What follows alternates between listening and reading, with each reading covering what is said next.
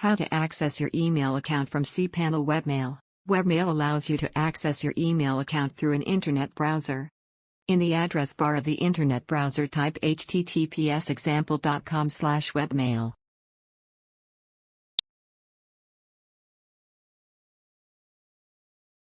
Here, example.com is the domain of the email address we want to access and 2096 is port number. Just replace example.com with the domain of the email address and hit Enter button. Now enter the email address and password.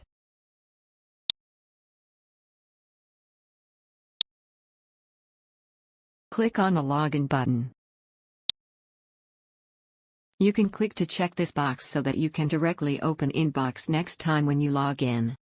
Now click on the Open button. Here you can compose and access mail, save contacts, etc. Now you know how to access your email account from cPanel Webmail. Thank you for watching.